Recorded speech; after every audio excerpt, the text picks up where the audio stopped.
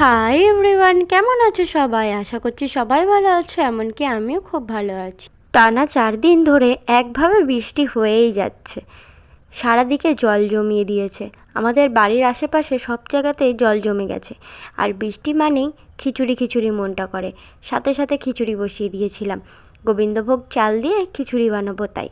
আর খিচুড়ি খেতে বৃষ্টির দিনে খুবই ভালো লাগে। ডালটা বসিয়ে দিয়েছি, ডালটা ফুটুক, তারপরে চালগুলো দেবো। আর দেখতে দেখতে আমার ডালটাও ফুটে গেছে, তারপরে চাল দিয়ে দিয়েছিলাম।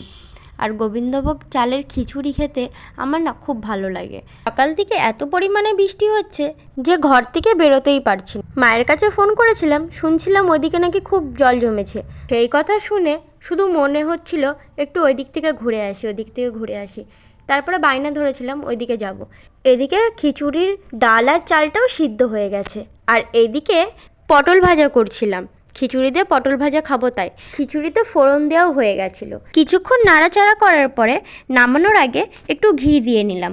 ঘি দিলে না খিচুড়ির টেস্ট আরও বেড়ে যায়, আর গন্ধটা এত সুন্দর বেরোচ্ছিল, মনে হচ্ছিলো এখন আবার খাই। তারপরে খেতে বসে গেছিলাম।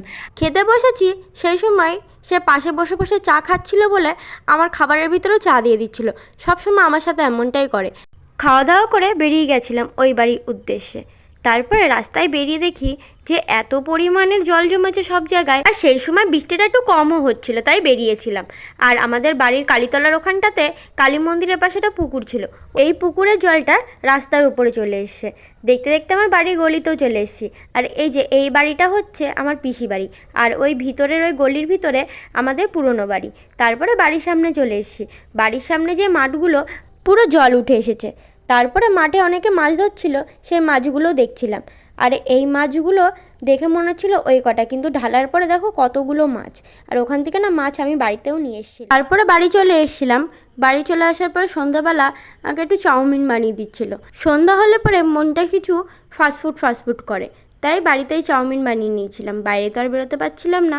ভিডিওটা আজকে এই পর্যন্ত।